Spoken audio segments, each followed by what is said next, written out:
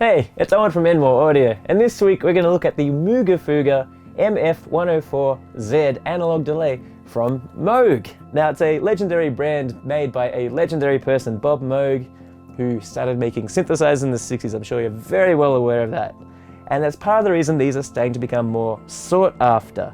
This is a 2005 reissue of the MF-104 pedal, an exact copy, except this has slightly longer delay times. The original was limited to 1,000, and this came out in 2005, shortly after the death of founder Bob Moog. These were around $600 at the time, but they've jumped up to about $1,200 now since the company stopped making them, and now they've completely stopped making the entire Moogerfooger line. Also manufactured was the MF-104M, which has an LFO and a MIDI in, whereas the Z is more of a copy of the original and is supposed to sound grittier.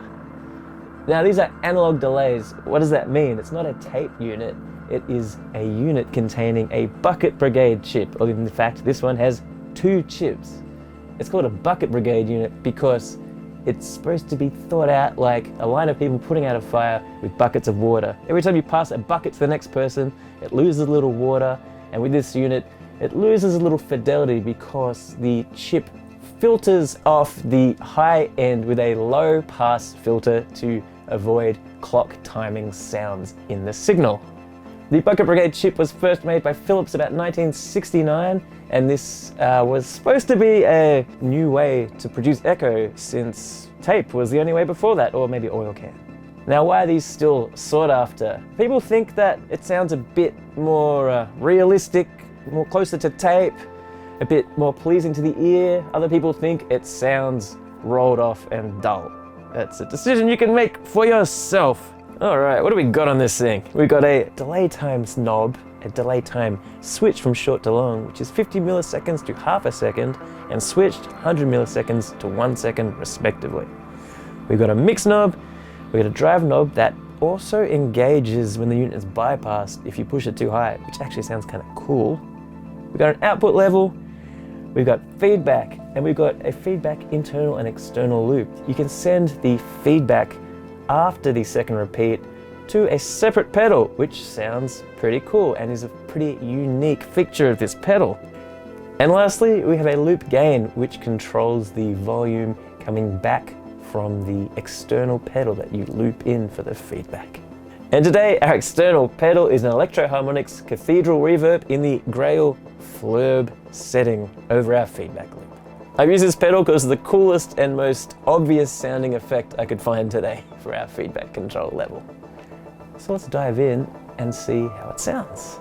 I'm going to play some drums that I previously recorded through this thing. I'm going to mess with it subtly at first and then really go nuts on it and see what it can do. And then I'll do some guitar and the same thing, and we'll see what kind of crazy sounds we can get out of an analog delay unit.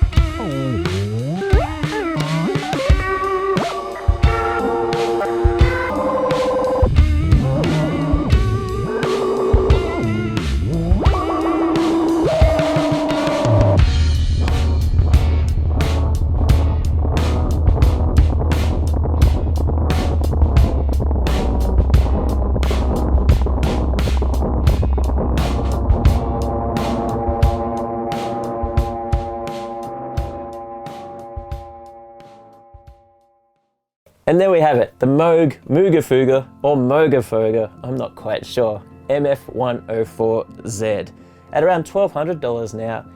Is it worth it?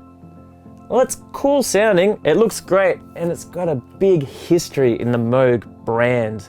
Given that the M model is now selling for about 4K, maybe it's something you want to put your money into. It may go up in value, or maybe you just like playing these things because they sound great. Personally, I probably wouldn't pay 1,200 bucks for an analog delay pedal. There's still many on the market that sound very similar to this one. However, there's a lot of value in the aesthetics and the cool brand name that it comes with, Moog. It's a big name. Thanks for tuning in, and we'll see you next week.